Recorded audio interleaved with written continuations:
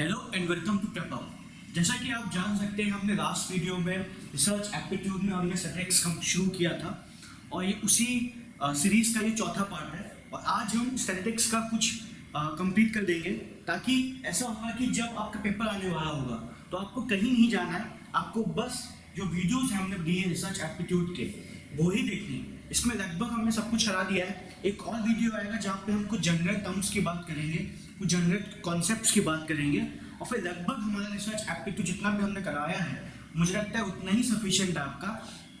इसके साथ ही साथ हम previous year question paper of UGC paper 1 भी डिस्कस कर रहे हैं। तो आपका काम बस यही है कि आप रोज अपना इस जो फ्लो है उसको मेंटेन करिए और जो भी डाउट्स अगर आपके कुछ किसी को लेके हैं तो कृपया कमेंट बॉक्स पे या जो हमारा कॉन्टैक्ट नंबर है उस पर आप हमसे कॉन्टैक्ट कर सकते हैं। ठीक है, चलिए शुरू करते हैं। इसी क्रम में क्या क्या पढ़ लिया है हमने एक बार वो देख लेते हैं कि हमने क्या क्या स्टडी कर लिया है। ठीक है, तो अगर हम देखेंगे तो हमने क्या क्या पढ़ लिया है, अगर हम वो देखें तो हमने रिसर्च एप्टीट्यूड क्या होती है, क्यों जरूरी है, यहाँ पे हमने वो पढ़ लिया है।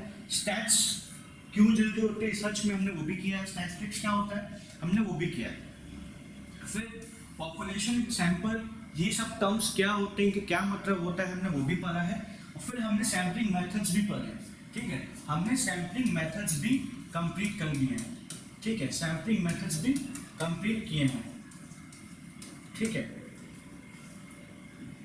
जैसे कि आप देख सकते हैं हमने पॉपुलेशन पढ़ा है, हमने सैंपल पढ़ा है, हमने टाइप्स ऑफ सैम्पलिंग किया है, फिर हमने सिंपल रैंडम सैम्पलिंग पढ़ लिया है, हमने फिर सिस्टमैटिक पढ़ा है। ठीक है, इसके अलावा हमने सर्टिफाइड पढ़ा है, फिर हमने टेस्टर पढ़ा है। ठीक है, स्नोबॉलिंग पढ़ा है। आज से हम शुरू करेंगे अपना जो मेन टॉपिक है स्टैट्स का, कि सेंट्रल टेंडेंसी क्या होती है, नॉर्मल डिस्ट्रीब्यूशन फंक्शन क्या होता है, कर्टोसिस क्या होता है, स्क्यूनेस क्या होता है, F test, T test, Z square, ये सब क्या होते हैं, जेड स्कोर क्या होता है, एनोवा, इनकोवा, ये सब कुछ आज हम इस वीडियो में कवर करेंगे। ठीक है, सबसे पहले इसको मूव ऑन फॉरवर्ड करने से पहले हमें तीन चीज़ समझनी है जो बहुत जरूरी होता है। वो होता है सेंट्रल टेंडेंसी। तो उसमें आता है आपका तीन चीज़ें, mean, median and mode. Mean, median and mode क्या होता है, ठीक है, आपने सबने क्लास 10 तक स्टैट्स पढ़ी होगी। ठीक है, क्लास 10 तक आप सबने मैथ्स पढ़ी होगी। ठीक है, और मैथ्स में आपने ये जरूर पढ़ा होगा, मीन, मीडियन, मोड जरूर पढ़ा होगा आपने। ठीक है,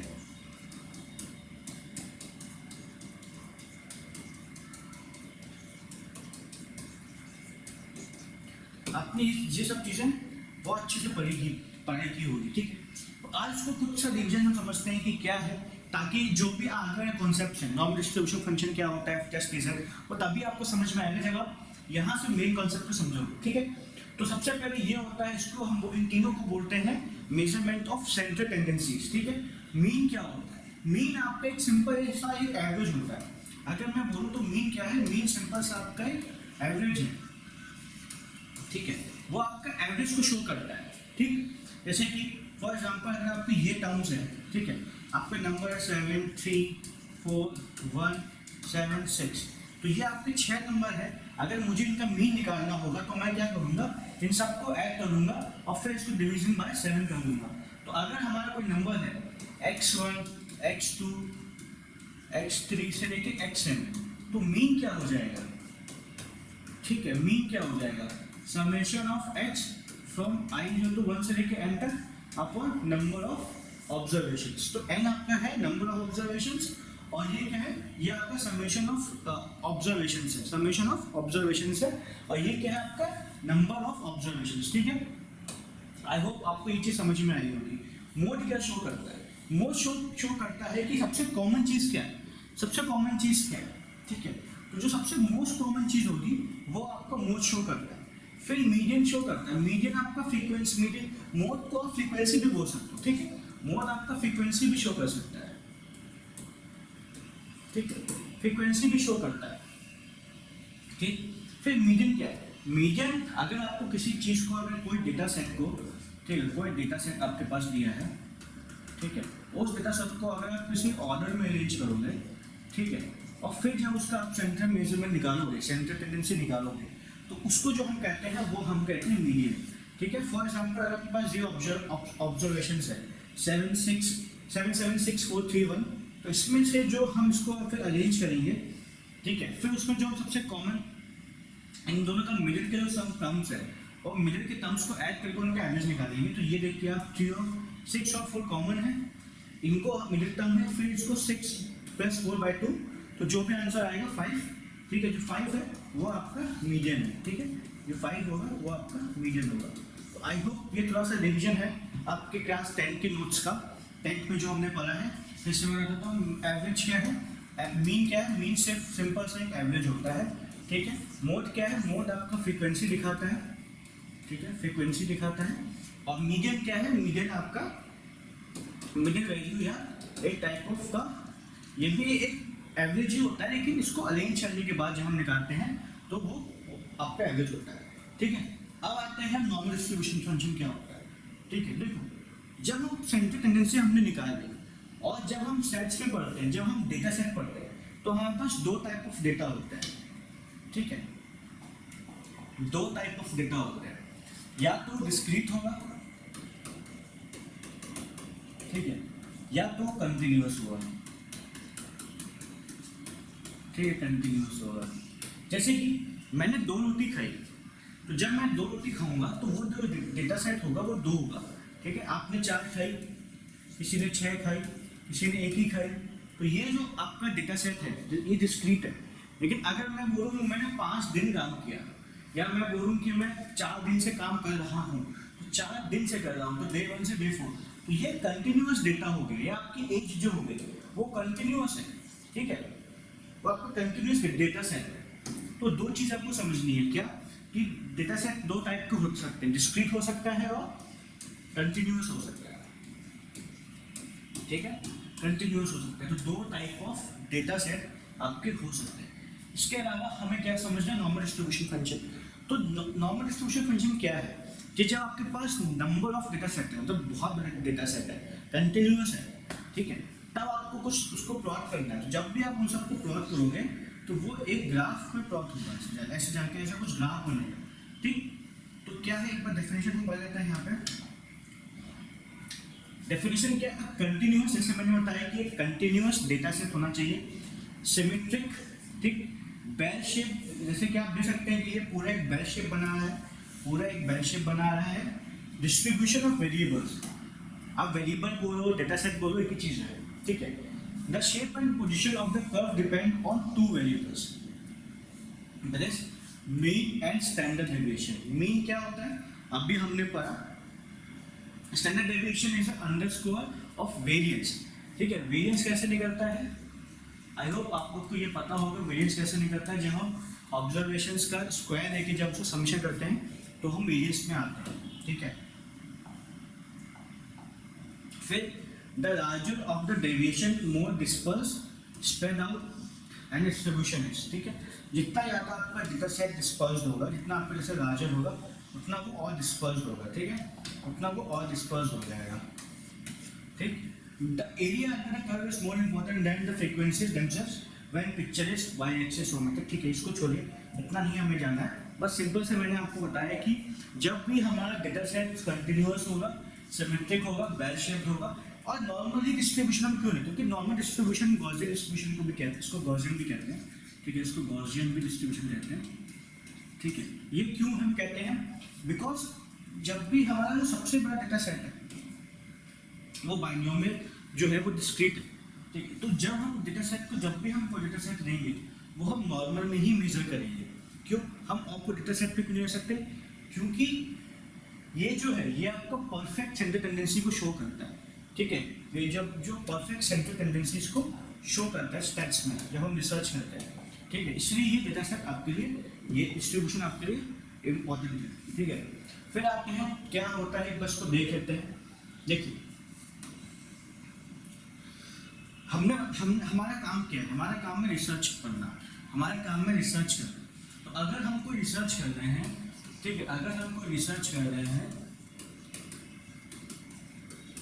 ठीक है, तो हम किसी पर्टिकुलर पॉपुलेशन पे सैंपल ले रहे होंगे और उन पे कुछ ऑब्जर्वेशन और उन पे कुछ एक्सपेरिमेंट कर रहे होंगे। तो वो जो पॉपुलेशन होंगी वो कुछ एक्सपेरिमेंट का आउटपुट कुछ हमें निकलने को मिलेगा, ठीक है। जब हम उसको प्लॉट करेंगे तो हमें देखने को मिलेगा ऐसा कुछ टाइप का। तो ये जो ग्राफ है मैंने आपको बताया, ये जो आपको नॉर्मल डिस्ट्रीब्यूशन का जो ग्राफ होता है, तो जो बीच का जो है ये सबसे ज़्यादा परफेक्ट या ये सबसे सही है, क्योंकि ये मीडियन सेंट्रल टेंडेंसीज को शो कर रहा है, ये मीडियन को शो कर रहा है। तो जो भी ऑब्जर्वेशंस है वो आपके मीडियन के पास में है, ठीक है, वो आपके मीडियन के पास में है, ठीक है। तो ये देखो, तो ये जो लोग है ये 50% ऑफ प्रोबेबिलिटी को शो कर रहे हैं। 50% ऐसी पॉपुलेशन है जो आपके ग्राफ में आ रहे हैं, वो पार्टिसिपेट कर रहे हैं, ठीक है। तो ये आपके एक्सपेक्टेशंस को मीट कर रहे हैं, ठीक। ये जो अब जा रहे हैं इसको बोलते हैं पॉजिटिव स्क्यूनेस, ठीक है। जो पॉजिटिव ग्राफ होता है यहाँ पे पॉजिटिव होता है और यहाँ पे नेगेटिव होता है, ठीक है। तो ये जब इस टाइप पे आप मूव ऑन करेंगे तो ये जो ऐसे लोग होंगे जो और अच्छा जा रहे होंगे, ठीक, और अच्छा, क्योंकि यहाँ पे हमें पॉजिटिविटी दिख रही है, ये आपका मीडियन है, ठीक है, ये 0 लेवल पे है। तो यहाँ जैसे आप इस तरफ मूव करेंगे तो आपको और अच्छा रिजल्ट देखने को मिलेगा, इसलिए आप देख रहे हैं यहाँ पे एक्सीलेंस परफॉर्मेंस। वही जब आप उल्टा आओगे, जब आप इस साइड आओगे तो इस साइड आप लोगों को देखने को मिलेगा क्या कि यहाँ पे बिलो एक्सपेक्टेशंस हैं और यहाँ पे बहुत ही सीवियर या अंडर वेरी पुअर एक्सपेक्टेशंस है। तो ये जो क्या है, ये आपके एक्सपेक्टेशंस है कि आपने यहाँ पे एक्सपेक्टेशंस मार्क्स कर रखी है, ये आपकी सेंट्रल टेंडेंसी है। फॉर एग्जांपल आपने लिमिट सेट कर रखा है, एक लिमिट सेट कर रखा है कि अगर मुझे कुछ भी किसी की परफॉर्मेंस को देखना है, ठीक है, किसी के परफॉर्मेंस को देखना है, ठीक है, तो आप क्या बोलोगे, आप बोलोगे कि ये उसका नॉर्मल है, दिस इज द रिक्वायरमेंट। तो कुछ ऐसे बच्चे होंगे ठीक किसी क्लास में जो बहुत अच्छा परफॉर्मेंस करेंगे तो इस साइड आएंगे, ठीक। कुछ ऐसे बच्चे होंगे जो पुअर परफॉर्मेंस करेंगे देन एवरेज का, ठीक है, देन सेंट्रल टेंडेंसी का, तो वो इधर आएंगे, ठीक है। ऐसे कि मैंने बताया कि ये क्या दिखा रहा है, ये जो दिखा रहा है ये आपकी सेंट्रल टेंडेंसी है, ठीक है, सेंट्रल टेंडेंसी दिखा रहा है। और सेंट्रल टेंडेंसी क्या होती है, मीन, मीडियन एंड मोड, ठीक, मीन, मीडियन एंड मोड, ठीक। आई होप आप लोगों को चीज़ें समझ में आ रही होंगी, इसमें इतना डेप्थ में नहीं जाना है, लेकिन फिर भी एक ओवरव्यू लेना है कि अगर एग्जाम में कुछ कॉन्सेप्चुअल क्वेश्चंस आ गए, ठीक है, तो उसमें आप फंसे नहीं, क्योंकि रिसर्च एप्टीट्यूड में बेस्ट ऑप्शन चूज करना चैलेंज है। और मैंने पहले ही बोला है कि एग्जाम के लिए कि आप पेपर टफ नहीं बनता है, द थिंग इज दैट कि पेपर 1 को लोग अच्छे से पढ़ते नहीं हैं, ठीक है, वो उसको बहुत हल्के में लेते हैं, पेपर 2 को ज़्यादा फोकस करते हैं। और मैंने खुद अपने पर्सनल एक्सपीरियंस से देखा है कि अगर आपका पेपर 1 स्ट्रॉन्ग है, ठीक, अगर आपका पेपर 1 स्ट्रॉन्ग है तो आपका JRF निकलना ईजी हो जाता है, ठीक है। नेट तो निकलेगा ही निकलेगा, लेकिन JRF पे भी आपका निकल सकता है, तो वो आपकी चॉइस है कि आप उसको लेके चलते हो, ठीक है। मूविंग फॉरवर्ड, ठीक है, फिर इसका एक डायग्राम आप देख लो ताकि आप और चीज़ें समझ में आए कि अगर ये म्यू क्या दिखा रहा है, म्यू आपकी सेंट्रल टेंडेंसी दिखा रहा है, ठीक है, ठीक है। ये जो म्यू है ये क्या है, normal distribution mean median mode equal होता है, ठीक है, मीन मीडियन मोड इक्वल होता है, ठीक है। तो ये जो क्या है, ये आपका ये म्यू जो है ये आपका क्या दिखा रहा है, यहाँ पे ये आपका दिखा रहा है कि ये मीन मीडियन मोड आपका इक्वल है और ये सेंट्रल टेंडेंसी भी है, ठीक है। तो कोई भी चीज़ जो ग्राफ के इस साइड रहेगी वो पॉजिटिव होगी और वो पॉजिटिव स्क्यूनेस होगी। स्क्यूनेस क्या होता है ये भी अभी हम देखेंगे, ठीक है, ये पॉजिटिव स्क्यूनेस होगी, ठीक। इसको एक बार ग्राफ आप अच्छे से समझिए, इस चीज़ को अच्छे से एनालिसिस करिए कि अगर हम प्लॉट करेंगे डिस्ट्रीब्यूशन में of any measurement of data, for example हमें एवरेज वेट लेना है तो हम एक कितने में निकालेंगे, उनको एवरेज प्लॉट करेंगे तो हमने एवरेज निकालेंगे, फिर उसमें देखेंगे कितने लोग से ज़्यादा हैं और कितने लोग नॉर्मल डिस्ट्रीब्यूशन से, सॉरी आपके सेंट्रल टेंडेंसी कितने लोग उतने मेजरमेंट से कम है, समझे आप। फिर से बता देता हूँ मैं, मानो कि ये आपकी पॉपुलेशन है, ये आपकी सैंपल, आपको निकालना है कि वेट निकालना है, ठीक है। तो आप पहले इनका सेंट्रल टेंडेंसी निकालोगे, तो सेंट्रल टेंडेंसी क्या होता है मैंने आपको बताया, या तो मीन होगा, ठीक है, या तो मीडियन के थ्रू निकालोगे आप, ठीक है, या तो मोड के थ्रू निकालोगे, ठीक। लेकिन नॉर्मल डिस्ट्रीब्यूशन में मीन मीडियन मोड बराबर होता है, जैसे कि हमने पढ़ा नॉर्मल डिस्ट्रीब्यूशन में मीन मीडियन मोड बराबर होता है, इसलिए ये कारण होता है कि नॉर्मल डिस्ट्रीब्यूशन में प्लॉट करना इजी हो जाता है। अगर आप और डिस्ट्रीब्यूशन लोगे, चाहे काई स्क्वायर डिस्ट्रीब्यूशन लो, एक्सपोनेंशियल डिस्ट्रीब्यूशन लो, अल्फा बीटा गामा डिस्ट्रीब्यूशन लो, कोई सा डिस्ट्रीब्यूशन लो या बाइनोमियल लो, तो वहाँ पे सिंस मीन मीडियन मोड अलग आता है तो वो कॉम्प्लिकेशन हो जाता है वहाँ पे। यहाँ पे mean median mode normal distribution में इक्वल होता है, और इसके प्रूविंग होती है वो स्टैटिस्टिक्स वाले पढ़ते हैं जब बीएससी करते हैं वो लोग, ठीक है। आपको इसका समझना है कि इसका मीन मीडियन मोड इक्वल होता है, तो जब इनका इक्वल होगा तो हमारा सेंट्रल टेंडेंसी पे ऑब्जर्वेशंस निकालना इजी हो जाता है। तो अगर हमारा ये सेंट्रल टेंडेंसी है, ठीक है, अगर हमारा ये सेंट्रल टेंडेंसी है, ठीक, तो अब हमें निकालना है कि इसमें से कितने लोग ऐसे हैं जो इससे इस जो मेजरमेंट वेट है, मान लो कि ये कुछ x है, ठीक है, तो इसकी वैल्यू आपकी x है, तो कुछ ऐसे लोग होंगे जो x प्लस होंगे, कुछ ऐसे लोग होंगे जो x प्लस होंगे, तो वो जब लोगों को हम प्लॉट करेंगे तो यहाँ प्लॉट करेंगे, यहाँ आएगा, ठीक, और कुछ ऐसे लोग होंगे जो x माइनस होंगे, ठीक है, x माइनस होंगे, ठीक है, तो वो जो लोग आएंगे वो यहाँ आएंगे, ठीक। तो ये होता है आपका नॉर्मल डिस्ट्रीब्यूशन फंक्शन, ठीक है। आप लोगों को समझ में आया, आई होप चीज़ों को और समझते हैं। ये ग्राफ होता है, ये ग्राफ एक बार देख लीजिए, कुछ ऐसा नहीं है, आपको मैंने बताया पॉजिटिव है, ये नेगेटिव है, सेम चीज़, ठीक है।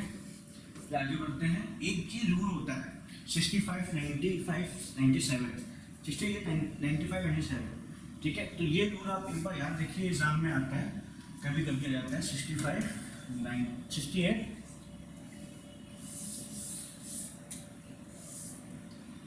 68 95 एंड 99.7, ये आपका एक रूल होता है, ठीक। एग्जाम में मैंने सॉरी क्लास में मैंने इसको अच्छे से बताया है, तो अगर आपने क्लास नहीं ली है तो आप वो ले सकते हो, ठीक है। एक बार अच्छे से जैसे बताया कि ये म्यू क्या है, तो म्यू आपकी सेंट्रल टेंडेंसी है, अल्फा ट्वाइस अल्फा 3 टाइस अल्फा, ठीक है, यहाँ पे देखो माइनस हो रहा है, ठीक है। तो चीज़ें आप समझो, ये सेंट्रल टेंडेंसी है, इस सेंट्रल टेंडेंसी की जो इस साइड जो आएगा वो आपका प्लस में हो जाएगा और वो एवरेज से बेटर है, और इस साइड जो आएगा वो माइनस में हो जाएगा, वो एवरेज से बेकार है, ठीक। आई होप चीज़ें आप लोग को समझ में आई होगी, ठीक। ये मैंने आपको ग्राफ में बताया था, तो इसको समझ सकते हैं, एक बार समझ लेते हैं यहाँ पे क्या लिखा है, ठीक है। 68%, तो 68% देखोगे आप तो बहुत कम पॉपुलेशन जो है वो सेंट्रल टेंडेंसी के आसपास है, बहुत कम पॉपुलेशन। तो ये क्या है, 68% of all values are within 1 standard deviation of mean value, ठीक है। आप देखो ये 1 है, ये 1 है, और स्टैंडर्ड डेविएशन क्या होता है आपको बताया, अंडर रूट वेरिएंस होता है, ठीक है, अंडर रूट वेरिएंस होता है। वेरिएंस क्या शो करता है, वेरिएंस शो करता है कि दो डेटा से वेरिएबल्स में आपस में कितना डिफरेंसेस है, कितना डिफरेंस इन द सेंस कितने अलग है एक दूसरे से, आप समझ लो, डिफरेंस वो माइनस का डिफरेंस नहीं है, यहाँ पे कितना अलग है एक दूसरे से, ठीक है। तो 68% देखोगे तो वो 1 -1 और 0 1 के बीच में है, और 95% लोग हैं वो -2 + 2 के बीच में है, ठीक। और जो आप 99 देखोगे तो -3 + 3 के बीच में, ठीक। तो ये सब चीज़ें आप लोग को एक बार अच्छे से समझनी है, ठीक है। अगर आप लोग को ये चीज़ समझ में आ रही है तो वेरी गुड, आगे चलते हैं। सेंट्रल टेंडेंसी क्या होती है मैंने आपको बताया अभी। स्क्यूनेस पे बात करें तो स्क्यूनेस क्या होता है, पहले समझते हैं कि स्क्यूनेस, हाँ देखिए, मीन मीडियन मोड अगर सेंट्रल टेंडेंसी नॉर्मल डिस्ट्रीब्यूटेड है तो वो बराबर होती है, ठीक। अगर वो नॉर्मल डिस्ट्रीब्यूशन नहीं है तो आप देखो मोड ज़्यादा है, मीडियन से कम है, और ये मीन है। मतलब अगर वो पॉजिटिविटी क्यू है तो मोड बड़ा होगा, मीडियम से छोटा होगा, मीन छोटा होगा, ठीक है। और सिमेट्रिक है तो ये तीनों बराबर होंगे, सिमेट्री है तो ये तीनों बराबर होंगे। अब आते हैं central limit theory. Central limit theory simple से ये कहती है, इतना पूछने की जरूरत नहीं है, कि अगर बहुत बड़ा आपके पास सैंपल है, ठीक है, बहुत बड़ा पॉपुलेशन है, सैंपल है, तो अगर उसका मीन एवरेज निकालोगे तो नॉर्मल डिस्ट्रीब्यूटेड ही निकलेगा, ठीक है। सिंपल सी बात है, अगर सैंपल साइज बहुत बड़ा है, ठीक है, डिस्ट्रीब्यूशन ऑफ एवरेज जो निकलेगा वो आपका नॉर्मली आएगा, ठीक है। सैंपल साइज बहुत बड़ा है, अब वो कुछ भी हो सकता है, वो x1 से लेके xn भी हो सकता है। तो अगर इतना बड़ा आपके पास सैंपल साइज है और इनको अगर एवरेज, इनके एवरेज के जब प्लॉट करोगे तो वो नॉर्मल डिस्ट्रीब्यूशन पे ही आएगा, ठीक है। वो ऐसे ही आएगा, मतलब नॉर्मल डिस्ट्रीब्यूशन आएगा, मतलब उनका मीन, मीडियन और जो मोड होगा वो आपस में बराबर होगा। आई होप चीज़ें समझ में आ रही होंगी आप लोग को। इतना नहीं पूछना है, मैंने फिर भी लिखा है इन केस अगर पूछ लें। सेंट्रल लिमिट थ्योरी एक बार आप देख सकते हो कि डिस्ट्रीब्यूशन फंक्शन है, उनको प्लॉट करोगे तो वो इतना ही आएगा, ठीक। जेड स्कोर क्या होता है, जेड स्कोर समझते हैं। आई होप चीज़ें आप लोगों को समझ में आ रही होंगी। जेड स्कोर क्या होता है, ठीक है, ठीक है। A Z score is a standardized score in a numerical measure of how far an individual score is away from the mean score, ठीक। जैसे कि मैंने आपको बताया Z score क्या लिखा है, अगर आपको ये ग्राफ है, ठीक है, और आपकी ये सेंट्रल टेंडेंसी है, ये सेंट्रल टेंडेंसी है, तो Z score क्या दिखाएगा, Z score दिखाएगा कि फॉर एग्जाम्पल आपका जो भी आपने प्लॉट किया वो यहाँ है, ठीक, वो यहाँ है। तो Z स्कोर क्या दिखाएगा कि यहाँ से यहाँ के बीच में कितना डिफरेंस है, ये होता है आपका Z स्कोर, ठीक है। It shows how far an individual score away from the mean score, ठीक है, away from the mean score. देखो अगर ये आपके सेंट्रल टेंडेंसी है, Z स्कोर यहाँ पे 0 है, ठीक। अगर चीज़ें यहाँ है, 68% यहाँ होता है, 54, 84, 68%, फिर यहाँ आप ऐड करो तो 95, फिर 99.7, ठीक है। तो Z+1, Z+2, Z+3, Z-1, Z-2, Z-3, तो ये हो गया आपका Z स्क्वायर, ठीक है। तो Z स्क्वायर क्या है, सिंपल सा वो डिस्टेंस दिखाता है सेंट्रल मीन से, सेंट्रल टेंडेंसी से, जो भी आप चीज़ें, जो भी आपका स्कोर है, जो भी आपका सैंपल है, कितना आपके मीन से कितना दूर है, ठीक है। तो वो इस साइड भी हो सकता है, वो इस साइड भी हो सकता है, वो इस साइड भी हो सकता है, ठीक। क्या हो सकता है, फिर से समझते हो कि अगर आपका ये कुछ भी आप प्लॉट करोगे और ये अगर उसका मीन है, ठीक, तो अगर आपका सैंपल है वो यहाँ लाई कर रहा है, तो यहाँ से यहाँ के बीच में जो कितना डिस्टेंस है वो आपका निकालता है Z स्कोर, ठीक। अब आते हैं, हाँ, थोड़ा सा इसका फॉर्मूला यहाँ पे लिखा हुआ है, फॉर्मूला देख लीजिए आप, ठीक है। अब फॉर्मूला कैसे निकालेंगे, इसका ऑब्जर्वेशन देखो, x तो आपका वेरिएबल है, ठीक है, म्यू आपका मीन है, और ये क्या है आपका, ये आपका स्टैंडर्ड डेविएशन। तो Z स्कोर सिंपल से क्या होता है, जो आपका observation minus mu upon alpha, standard deviation, ठीक। सॉरी अल्फा नहीं, तो आप म्यू बोलो, कुछ बोलो, स्टैंडर्ड डेविएशन ही बोल दो, चलो, ताकि आप कंफ्यूज मत करो अपना। Minus mu minus standard deviation, ठीक, ये हो गया आपका। ठीक, अब एक चीज़ और आपकी टेल और 1 टेस्ट 2 टेल क्या होता है, ठीक है। अगर आप किसी जानवर को देखो जिसके टेल है, ठीक है, किसी भी जानवर को आप देखो, तो अगर वो ऐसे बैठा हुआ होता है ना, ये उसका मुंह है या उसकी आंखें हैं, ऐसे बैठा हुआ है, तो उसकी टेल ऐसी होगी, ठीक है। तो टेल ये होगी, तो वैसे ही ये जो आपकी चीज़ें होती हैं, ये टेल्स होती हैं ग्राफ की, ठीक। तो ये 1 टेल है, ठीक है, अगर हम यहाँ पे बात कर रहे हैं, ठीक। और अगर कोई सैंपल है, दोनों साइड निकालना है, 2 टेल, ठीक है।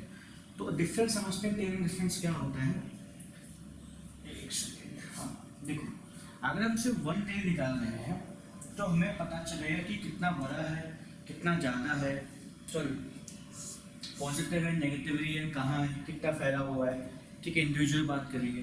लेकिन जब हम 2 टेल की बात करेंगे, एक ये टेल है, एक ये टेल है, तो इनके कंपैरिजन में हम बात करेंगे, ये इससे कितना ज़्यादा है, ये इससे कितना कम है, ठीक है। तो ये सब चीज़ें आप लोग को समझनी है। अब स्क्यूनेस एंड क्यूटोसिस क्या होता है, इसको वो भी देख लेते हैं एक बार, ठीक है, ये भी देख लेते हैं एक बार, ठीक है। Skewness is a measure of symmetry more precisely lack of symmetry as distribution of data is symmetry if it is so same on the left and right center, ठीक है। अगर स्क्यूनेस क्या है, सिमेट्री दिखा है, अगर कोई डेटा सेट आपका दोनों साइड बराबर है, ये भी बराबर है, ये भी बराबर है, तो वो सेम है, उसका स्क्यूनेस उसका सेम है। लेकिन अगर डेटा सेट कोई इधर साइड पॉजिटिव है, ठीक, मतलब अगर इधर साइड को इस साइड ज़्यादा घुसा हुआ है तो आपका पॉजिटिव ही हो जाएगा, और कोई चीज़ इस साइड में घुसी हुई है तो आपकी नेगेटिव डिस्ट्रीब्यूशन में नेगेटिव स्क्यू हो जाएगा।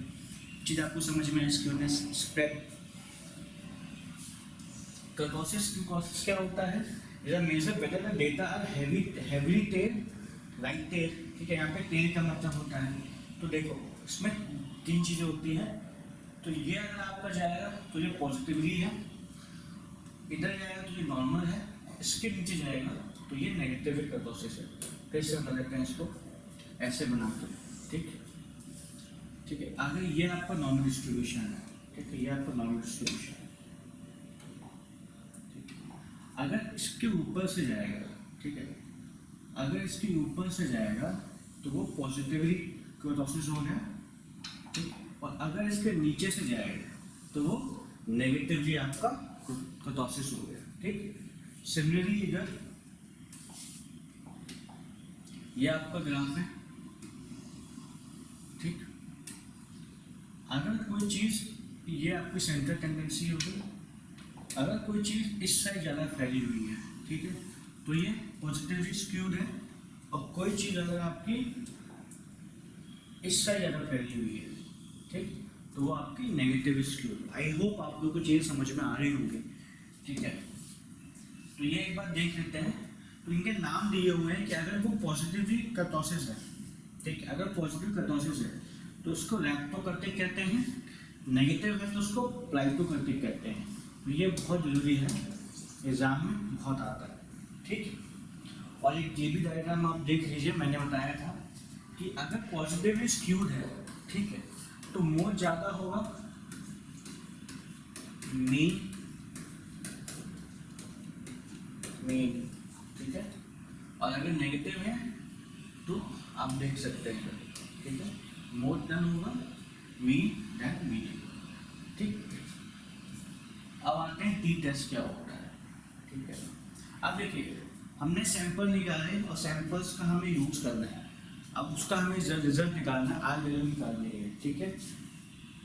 वो कैसे निकालेंगे, टी टेस्ट कैसे निकालेंगे, देखो अगर वन सैंपल टी टेस्ट है, वन सैंपल टी टेस्ट क्या निकाला है, फॉर एग्जांपल अगर आपके पास लार्ज नंबर ऑफ पॉपुलेशन है, देखिए हम क्या कर रहे थे, हमने पहले क्या, हमने सैम्पलिंग मेथड्स पढ़े थे, ठीक है, हमने सैम्पलिंग मेथड्स पढ़े, ठीक है, हमने सैम्पलिंग मेथड्स पढ़े, ठीक। सैम्पलिंग मेथड्स क्या शो करता है कि आपको सैम्पलिंग कैसे करना है, ठीक है। तो लेकिन once you are done with sampling, तो उसका क्या करना है, उसको कैसे आप रिजल्ट निकालोगे, तो उसके लिए आप कुछ टेस्ट लगाओगे। तो ये टेस्ट हम कहाँ पढ़ते हैं, ये टेस्ट हम पढ़ते हैं स्टैटिस्टिक्स में पढ़ते हैं, ठीक है, तो ये हम स्टैटिस्टिक्स में पढ़ते हैं, ठीक है।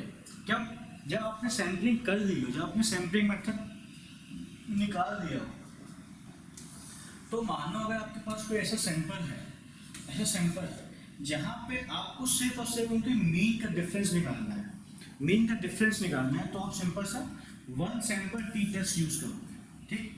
लेकिन अगर दो इंडिपेंडेंट सैंपल है, ठीक है, इंडिपेंडेंट मतलब ये मानो कि ये मेल है, ये फीमेल है, ठीक है, ये इंडिया है, ये रशिया है, ठीक है, तो इनके बीच में आपस में कोई संबंध नहीं है, तो ये इंडिपेंडेंट सैंपल, इसलिए ये इंडिपेंडेंट सैंपल हो गए।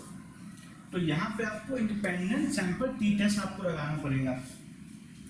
पेयर में क्या है कि एक पॉइंट ऑफ टाइम पे निकालते हो, ठीक है। माना कि आपको कोई मेडिसिन किसी पे टेस्ट कर, उसी सैंपल पे मेडिसिन टेस्ट कर, ठीक है, तो आप पहले क्या करोगे, आप पहले उसको बिफोर मेडिसिन सैंपल निकालोगे और आफ्टर मेडिसिन देने के बाद निकालोगे, ठीक है। तो जब हम इस टाइप का सैंपलिंग करेंगे, जब इस टाइप का मेजरमेंट करेंगे, रिजल्ट का मेजरमेंट करेंगे, तो उसको हम पेयर सैंपल टी टेस्ट करते हैं, ठीक है। फिर से मैं बता देता हूँ, ठीक है, क्या करना है, टी टेस्ट क्या है, क्यों करना है, क्योंकि अगर हमने सैंपलिंग किया तो सैंपलिंग करने के बाद हम रिजल्ट कैसे निकालेंगे, उसके लिए हमारे पास कुछ टूल्स होने चाहिए, कुछ मैथमेटिकल फॉर्मूला होना चाहिए जो हमारे पास रिजल्ट आया, ठीक है, जो हमने सर्वे किया है, क्वेश्चन ये लिखा है, कुछ भी किया है, ठीक है, रिजल्ट आया उस सैंपल का, तो हम क्या देखेंगे, हम पहले देखेंगे कि अगर कुछ जो सैंपल हमने लिया है और अगर हम टी टेस्ट निकालें, टी टेस्ट मेनली आपका मीन निकालने के लिए होता है, मेनली मीन का डिफरेंस, मीन को समझने के लिए होता है, किसी भी पॉपुलेशन को मीन के समझने के लिए होता है कि क्या है, तो मीन क्या है, मीन आपके सेंट्रल टेंडेंसी है, तो पॉपुलेशन एक मीन निकालेंगे, जैसे इंडिया क्या अगर हम ईटिंग हैबिट्स देखें या इंडिया का पर कैपिटा देखें, तो पर कैपिटा इंडिया का अगर मान लो कि $2500 पर हेड है,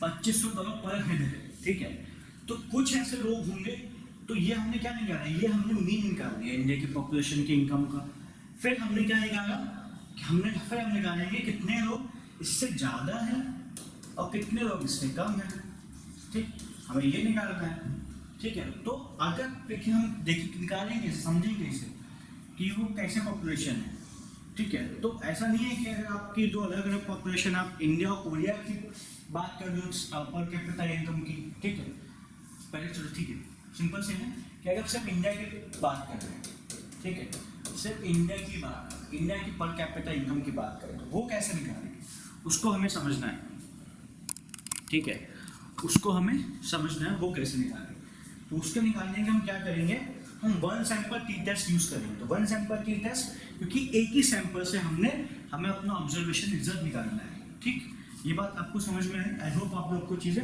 समझ में आ रही होंगी, ठीक है, फिर अगर मानो कि हमें इंडिया और कोरिया का निकालना है, ठीक है, इंडिया और कोरिया का निकालना है, ठीक है, तो कोरिया की पर कैपिटा इनकम कितनी होगी, आपको पता नहीं होगी, लेकिन मैं आपको बताता हूँ, कुछ $32,000 मान लो पर कैपिटा है, ठीक है, और इंडिया की कितनी है 2500, ठीक, तो जब हम इनके बीच में स्टडी करेंगे तो ये दोनों इंडिपेंडेंट सैंपल्स हैं, इंडिया का कोरिया से कोई संबंध नहीं है, उनकी इनकम की रीजन्स अलग है, हमारे इनकम की रीजन्स अलग है, उनके यहाँ कंडीशंस अलग है, हमारे कंडीशन से अलग, उनकी मैन्युफैक्चरिंग इकोनॉमी है, हमारी प्राइमरी बेसिस पे गवर्नमेंट एग्रीकल्चर इकोनॉमी है, तो काफ़ी डिफरेंस है, आप डिफरेंस समझो, काफ़ी डिफरेंस है, तो जब हम इन दोनों अलग अलग पॉपुलेशन तो लेंगे इंडिपेंडेंट, तो हम इंडिपेंडेंट सैंपल टी टेस्ट ले लेंगे, तो इसका फॉर्मूला अलग होता है, इसका फॉर्मूला अलग होता है, फर्स्ट चीज समझो। अब फॉर एग्जांपल हमें ये समझना है, दोनों ही देशों में फाइनेंशियल क्राइसिस आए, ठीक है, इंडिया में कब आए थे, ठीक है, इंडिया में कब आए थे, इंडिया में 1991 में आए थे, और कोरिया में आप मान के चलो 1997 में एशियन फाइनेंशियल क्राइसिस आए थे, ठीक है, तो अब हमें देखना है कि क्या इंडिया की पॉपुलेशन, अब हम सिर्फ इंडिया की बात करेंगे, तो इंडिया की पॉपुलेशन बिफोर 1991 कितना कमा रही थी, ठीक है, एंड आफ्टर 1991 कितना कमा रही है, तो अगर हमें ये स्टडी करना है तो हमें फिर पेयर सैंपल टी टेस्ट को हमें स्टडी करना पड़ेगा। आई होप आप लोगों को चीजें समझ में आई हैं, ठीक है, यहाँ पे बहुत अच्छे से दिया हुआ है, इसको फिर से हम एक बार देख सकते हैं कैसे, वन सैंपल टी टेस्ट क्या है, एक ही सैंपल को हमें स्टडी करना है, एक ही सैंपल को स्टडी करना है, तो one sample T test use करेंगे, दो इंडिपेंडेंट सैंपल्स हैं, मैंने इंडिया कोरिया का एग्जांपल दिया, ठीक है, और पेयर हो गया कि जब हम किसी पॉइंट ऑफ टाइम को एक मेजरमेंट मानते हैं कि हम बिफोर एंड आफ्टर या दो पॉइंट ऑफ टाइम पे हम सैंपल्स को नाप रहे हैं, तो वहाँ पे हम, ठीक है, वहाँ पे हम अपना ये टेस्ट यूज करेंगे, ठीक है। अब आते हैं हमारे टी टेस्ट का फॉर्मूला की एग्जांपल्स हैं यहाँ पे फॉर्मूले अलग अलग दिए हैं, ठीक है, मैंने इसलिए बोला कि फॉर्मूले दोनों के अलग है, तीनों के अलग है, तो वन सैंपल टी टेस्ट होगा, अगर हमारे एक ही सैंपल को स्टडी करना है तो हम ये एग्जांपल्स देके हम टी की वैल्यू निकालेंगे, फिर टी की वैल्यू, टी की टेबल होती है, इन सब की टेबल्स होती हैं, वो बहुत बड़ा मैथमेटिकल फॉर्मूला, हमें इतना नहीं करना होता है, ठीक है, करना होता है कि यूजीसी नेट नहीं करना होता है, जब रिसर्च प्रॉपर करोगे, जब आप पीएचडी में आओगे, जब आपने सैंपल्स लिखोगे तब आपको करना है, अभी नहीं करना है, आपके एग्जाम में नहीं आने वाला, अब यूजीसी एग्जाम में नहीं आने वाला। फिर जब टू सैंपल टी टेस्ट होगा तो उसका फॉर्मूला ये होगा, और जब इक्विवेलेंट, जब थ्री सैंपल टी टेस्ट होगा तो ये आपको फॉर्मूले होंगे, ठीक है। ये आपका एक सॉरी ये आपका ग्राफ है टी सैंपल का, ठीक है, यहाँ पे मैंने लिखा हुआ है mean of 1 mean of 2 standard deviation upon underscore standard deviation 1 का लिखा हुआ, ठीक है। अब आते हैं एफ टेस्ट। एफ टेस्ट क्या होता है? मैंने अभी बताया कि टी टेस्ट में हम मीन स्टडी करते हैं, टी टेस्ट में हम मीन को स्टडी करते हैं सैंपल की, एफ टेस्ट में हम वेरिएंस को स्टडी करते हैं, एफ टेस्ट में हम वेरिएंस को स्टडी करते हैं, ठीक है। एफ टेस्ट में हम वेरिएंस को स्टडी करते हैं,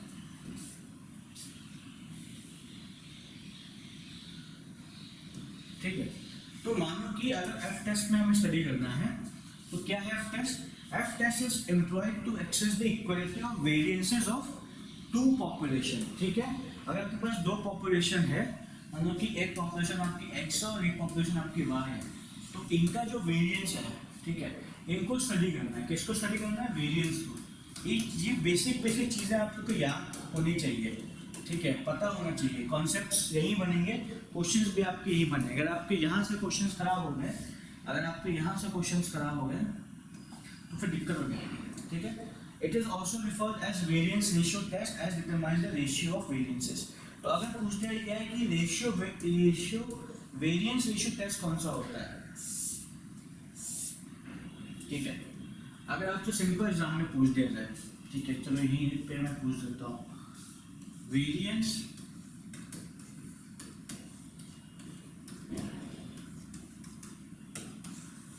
रेशियो टेस्ट कौन सा होता है, ठीक है, वेरिएंस रेशियो टेस्ट कौन सा होता है? तो आपके पास 4 ऑप्शन है, F test, T test, Z score, chi square test, ठीक है। तो आंसर क्या हो जाएगा आपका? आंसर एफ टेस्ट हो जाएगा, ठीक है। ये आपका उसका ग्राफ एंड फॉर्मूला होगा, फॉर्मूला आपका, ठीक है। अब इनका आपस में कंपैरिजन पढ़ते हैं, ठीक है, आपस में इनका कंपैरिजन करते हैं।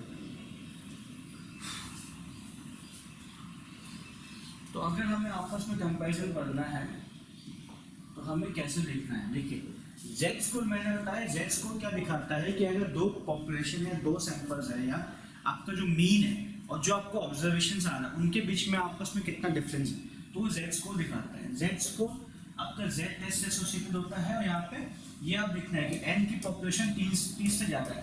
तो अगर आपके पास सैंपल की पॉपुलेशन 30 से ज़्यादा है तो आप जेड स्कोर यूज़ कर सकते हो।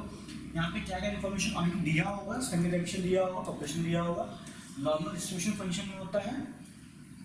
क्वेश्चन के टेस्ट करते हैं कि डू दिस पॉपुलेशन डिफर, अगर ये दो पॉपुलेशन तो आपस में डिफर करती है कि नहीं करती। टी टेस्ट क्या होता है? देखिए यहाँ पे देखिए, टी टेस्ट स्मॉल सैंपल्स के लिए यूज होता है, जहाँ पे सैंपल लेस देन 30, ठीक है। 30 के नीचे अगर सैंपल है तो आप टी टेस्ट को यूज करते हैं मोस्ट ऑफ, ठीक है। तो यहाँ पे क्या स्टैंडर्ड डेविएशन दिया है, सैंपल मीन दिया है, नॉर्मल डिस्ट्रीब्यूशन है, क्या वो दो सैंपल आपस में बराबर है या नहीं है। एफ टेस्ट क्या होता है? एनोवा क्या होता है? एनोवा होता है एनालिसिस ऑफ वेरिएंस, ठीक है। अभी हम उसको और पढ़ेंगे थोड़ा सा, मैं फिर भी बता दूँ। एनोवा क्या है आपका? Analysis of variance. जैसे कि बताया ना कि आपका जो एफ टेस्ट होता है क्या होता है? आपका एफ टेस्ट क्या टेस्ट करता है? वेरिएंस टेस्ट करता है। एफ टेस्ट आपका वेरिएंस टेस्ट करता है, तो वो चीज़ यहाँ पे लिखी हुई है, ठीक है।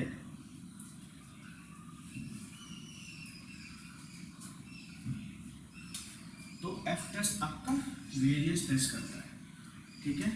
एंड आपका फिर काई स्क्वायर टेस्ट, आपका दो सैंपल्स हैं, are this two categorical variables are independent और डिपेंडेंट, ठीक है। काई स्क्वायर नहीं पढ़ते लेकिन वो एक हाई लेवल पर जाता है, ठीक है। अब आते हैं एनालिसिस एंड हाइपोथेसिस, ये इंपॉर्टेंट है, ये आपके एग्जाम में आता है, ठीक है। और ये इवन बेसिक है आपका रिसर्च एप्टीट्यूड, जब आप पूछ करते हो पीएचडी में तब भी हम इनको पढ़ते हैं, ठीक है। हमने 2 हाइपोथेसिस पढ़े थे पिछले क्लास में, जब हमने हाइपोथेसिस का वीडियो किया था, जिसने नहीं देखा है वो प्लीज देख के आए, ठीक है। तो हमने 2 हाइपोथेसिस पढ़े थे मीन की, पहले तो हमने बहुत सारे थे, लेकिन हमने जो मीन हमारे काम आने वो आपका नल हाइपोथेसिस है एंड ऑल्टरनेटिव हाइपोथेसिस है, ठीक।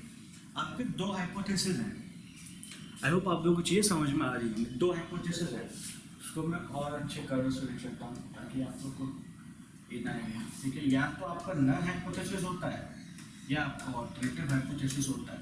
नल हाइपोथेसिस क्या शो करता है कि there is no significance difference between two variables, ठीक है। और ये ऑल्टरनेटिव हाइपोथेसिस उसका उल्टा होता है कि देयर इज डिफरेंस बिटवीन, ठीक है। तो यहाँ पे चीज़ें क्या होती है, अगर आप मानो, ठीक है, तो मैं ऐसे लिखा हूँ, ठीक, या इसको देखो, H not is correct, H not X सही है, ठीक है, और H not is false, H not is false. दो कंडीशन होंगी। यहाँ पे कंडीशन क्या होगी, या तो आप इसको रिजेक्ट करोगे, ठीक है, या तो इसको एक्सेप्ट करोगे। आई होप आप लोग की चीज़ समझ में आई क्या, कि या तो एच नॉट सही होगा आपका प्रूफ करने के बाद, या तो गलत होगा, ठीक है। या तो आप उसको रिजेक्ट करोगे या तो आप उसको एक्सेप्ट करोगे, यही दो कंडीशन जो होगी, यही होंगी, ठीक है। अब यहाँ पे देखो,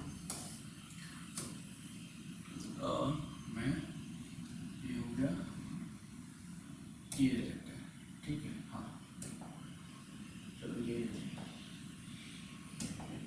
ठीक। अब देखो, अगर एच नॉट सही है और आपने उसको रिजेक्ट कर दिया तो आपने कुछ एरर किया, कुछ गलती की आपने, कि अगर एच नॉट सही है और आपने उसको रिजेक्ट कर दिया, आपने कुछ गलती की, तो इस गलती को बोलते हैं टाइप 1 एरर, टाइप 1 एरर, या इसको हम अल्फा एरर भी बोलते हैं। क्या बोलते हैं, टाइप 1 एरर या अल्फा एरर। क्यों, क्योंकि एच नॉट सही है फिर भी आपने उसको रिजेक्ट कर दिया, ठीक है, एच नॉट सही है फिर भी आपको रिजेक्ट कर दिया। अगर एच नॉट गलत है तो आपने रिजेक्ट किया तो आपने सही काम किया, कोई दिक्कत नहीं, सही काम किया, कोई दिक्कत नहीं है, समझ रहे हो आप, ठीक। लेकिन अगर आप दूसरी चीज में आओ,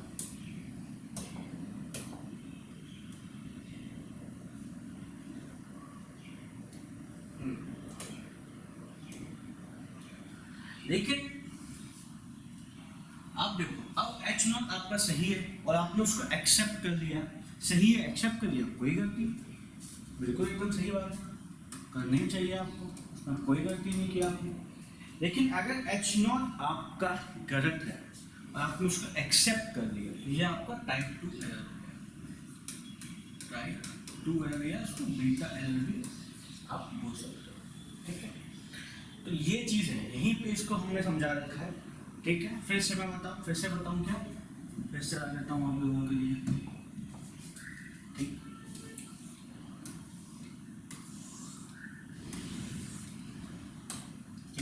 देखो, या तो एच नॉट आपका सही होगा, ठीक, या तो एच नॉट आपका गलत होगा, ठीक।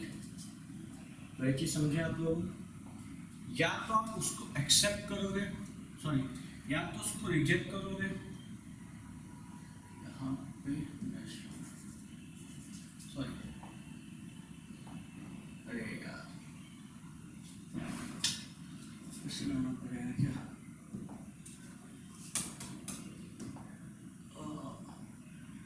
हाँ चलिए देखिए,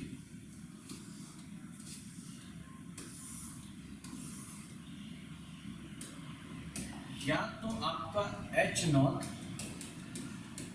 सही होगा या तो आपका एच नॉट गलत होगा, ठीक है।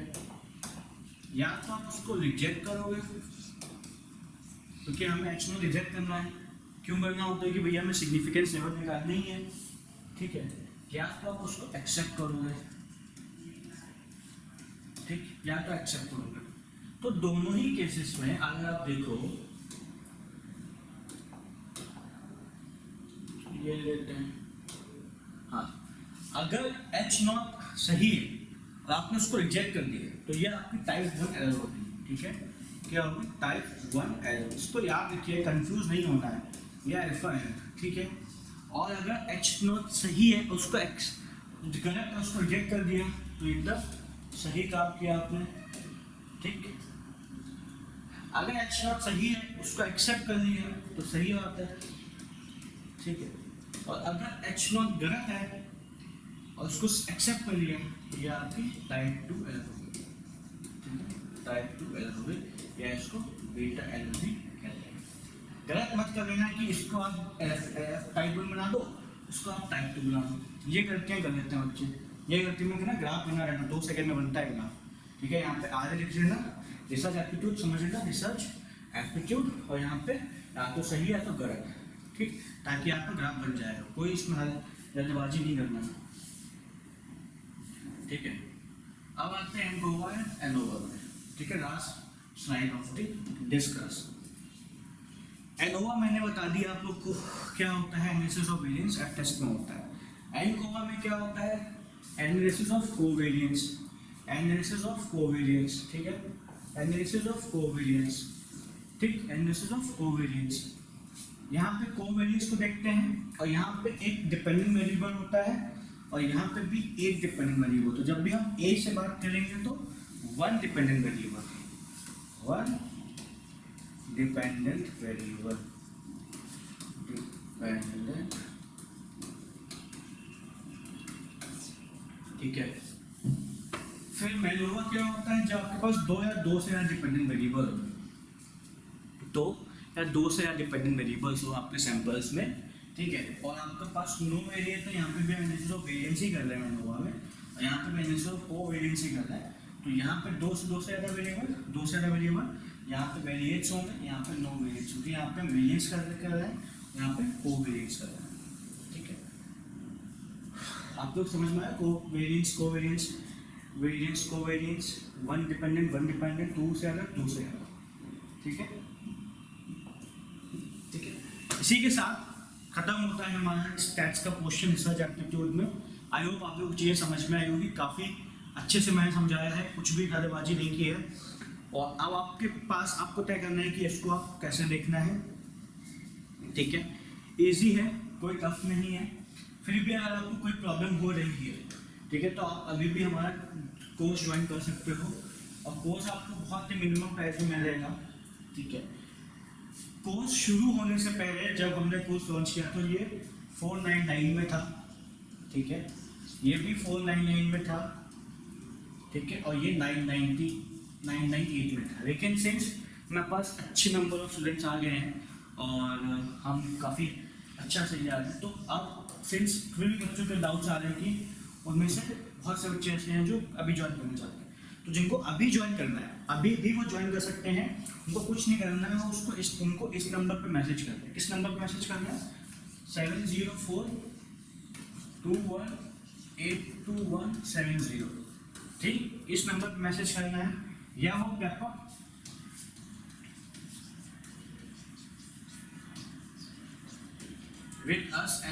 @gmail इस पे मेल कर सकते हैं, या डिस्क्रिप्शन में एक फॉर्म दिया होगा, सिंपल सा डिस्क्रिप्शन में फॉर्म दिया है, उस फॉर्म में जाके आप इजीली अपना एनरोलमेंट कर सकते हो। आपको फॉर्म फिल करना है, फॉर्म फिल करने के बाद आपको पेपअप की टीम आपको कांटेक्ट करेगी, फिर आप इजीली वहाँ से अपना पेमेंट या अपना जो भी एनरोलमेंट है आप उस प्रोसेस शुरू कर सकते हो, ठीक है। एक चीज़ और बताऊँगा, वो ये है कि अगर आप अपने दोस्तों को लेके आते हो इस कोर्स में, अगर आप अपने दोस्तों को लेके आते हो तो आपको इन प्राइसेस पे आपको और आपके दोस्त को डिफरेंट केसेस में हम आपको 10% डिस्काउंट देंगे, इस सब में, इसमें भी और इसमें भी, ठीक। फिर से अगर आप और अपने दोस्त किसी दो को लेके आते हो और वो आपका दोस्त आपका नाम लेता है तो आपको भी 10% डिस्काउंट मिलेगा और आपके दोस्त को भी 10% डिस्काउंट मिलेगा इन सारे कोर्सेज में। इसके अलावा live classes, recorded classes, test series, comprehensive coverage of syllabus होगा।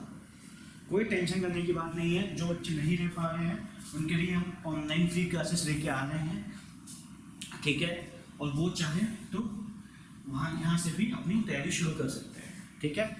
इसके साथ ही साथ हमने यूसी नेट पेपर का प्रीवियस क्वेश्चन पेपर डिस्कशन करना शुरू किया है। पॉलिटिकल साइंस की फ्री क्लासेस यूट्यूब पे अवेलेबल है, ख्याति मैम द्वारा द बेस्ट में करती हो पॉलिटिकल साइंस, एवं गोल्ड मेडलिस्ट है वो, एंड गौरव सर के द्वारा भी आपकी हिस्ट्री की क्लासेस शुरू हो गई है। तो जो बच्चे इस साल की एंड तक अपना साइंस JRF निकालना चाहते हैं तो वो पेपर को कुछ नहीं करना है, एक ही काम करना है, पेपर को सब्सक्राइब करना है, शेयर करना है और अपने दोस्तों तक भेजना है, ताकि हमें भी मोटिवेशन मिल सके, हमें भी एक क्या कहते हैं खुशी मिल सके कि लोग हमसे खुश हैं और लोग हम उनको कुछ नया दे पा रहे हैं। ठीक है, इसी के साथ मैं आप सबसे नेक्स्ट वीडियो तक के अलविदा देना चाहता हूँ। तब तक कि आपको शेयर करना है, सब्सक्राइब करना है, और जिस बच्चे को पोस्ट करना है तो नीचे फॉर्म में आपका दिया होगा, फॉर्म में जाके आप भर सकते हो। ठीक है, till then and take care and all the best, bye.